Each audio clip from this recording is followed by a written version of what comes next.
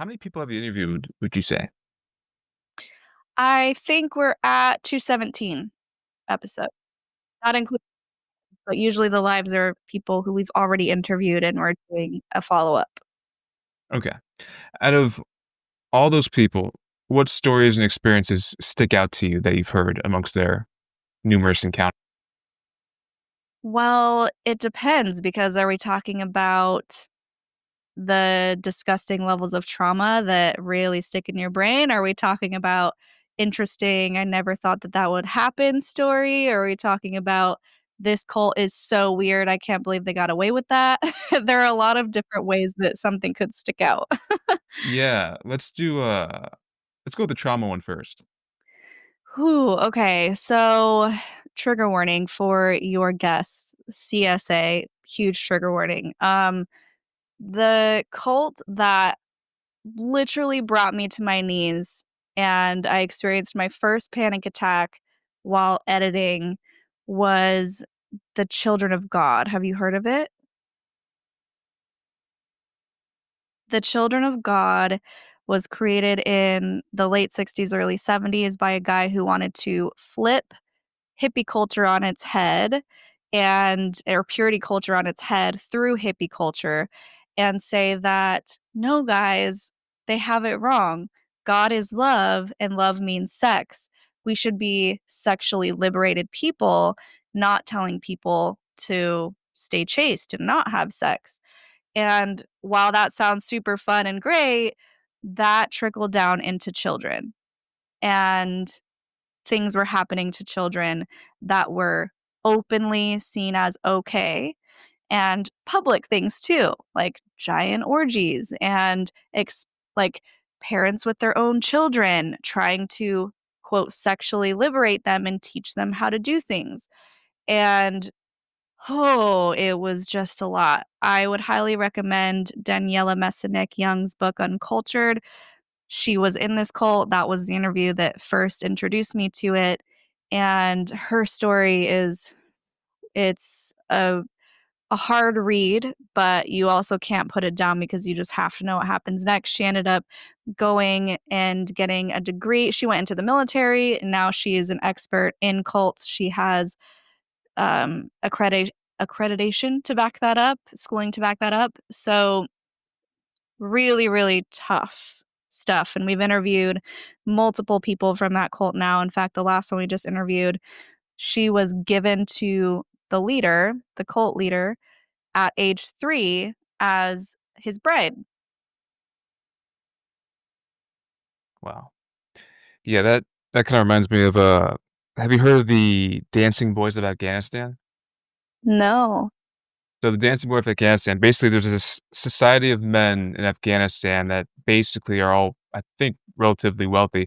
So they'll go to families within the communities, usually poorer ones, offer them a sum of money and just say, "All you have to do is give us your son, and we're just gonna take care of him, and have him dance for us, and that's it." I don't know if they mentioned the dancing out to the families, actually, but what happens next is they bring these boys around, and these boys dance for huge crowds of men for long periods of time. And then the men proceed to have their way with the boys up Huh. and I mean, these boys are all teenagers, and, it gets so bad to where I think some of the boys are even conditioned to think that's how life actually is, and in this documentary that shows this, they interview the boys as well, and the boys say they wanna do this some of them said this at least, they want to do the same thing to boys as well when they grow up. So it's a very Oh. dark experience for I mean, from an outsider, very dark, but from inside, I guess they perceive it as something just for normality. But I remember even in the documentary when the men said that they asked them about the women of the society, and they said women are for children, like for mating to produce children, but boys are for pleasure. And it was just like very dark. I recommend the documentary. It's I think it's something you should watch.